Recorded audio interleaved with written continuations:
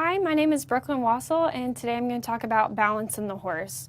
Horses can be judged based on 5 criteria, those being conformation, or how the horse is structurally put together, their way of going, or how they move through different disciplines, their sex characteristics, meaning that if the horse is a female or a mare, you want them to have more feminine qualities to them, their muscling, or how they have muscle throughout the body, and last but not least, balance, which is what I'll be talking about today.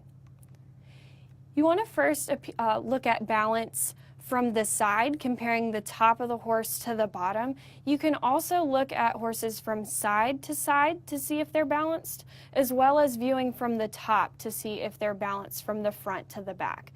But right now I'm going to focus on the side. When you look at a horse from the side, you want to pick the point of the shoulder to the heart girth and draw a circle. Then you want to draw another circle from the heart girth to the point of the hip.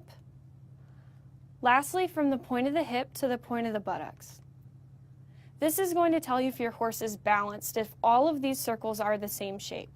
This horse here is not entirely balanced. As you'll see, this circle is not exactly as large in the same size as the first circle, meaning his hind end could be a little bit larger to compare with his chest and heart girth area. Now going more specifically into some of the ratios that we want to look at when we're evaluating the balance of a horse. We first want to compare the back to the underline, finding the withers to the end of the back where it meets the croup and draw a line. Then you want to find the underline. Find about here to the end of the underline and draw a line. When you compare these two lines, you see that it should be approximately a 1-to-2, although this horse is closer to a 1-to-1. You ideally would have this back a little bit shorter and the underline a little bit longer, meaning that he has a stronger back. The shorter the back, the stronger. So that's not necessarily ideal for this horse.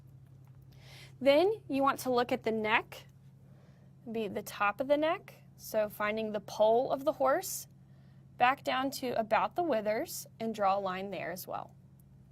Then you want to compare the underline of the neck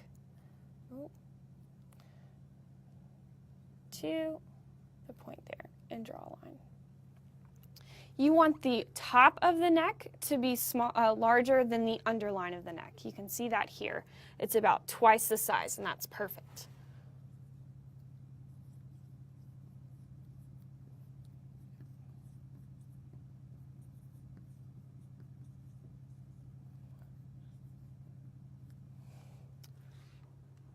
Lastly, we're going to look at shoulder angle and hip angle.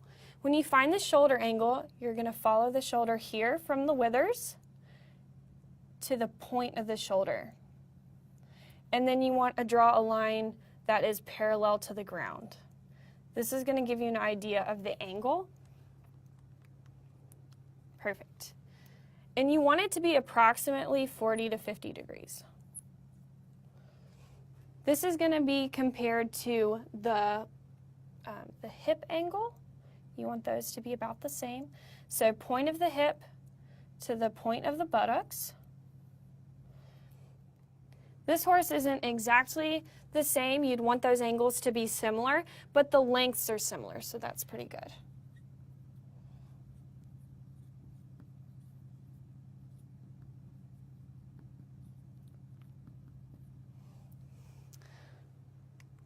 So overall, this horse is pretty balanced. There are some areas that could be improved, but you want to understand that there's not a perfect horse out there, so you want to understand how to evaluate balance and what's acceptable and what's not. Thanks again for watching. My name is Brooklyn Wassel. I'm a graduate student studying equine nutrition at Auburn University.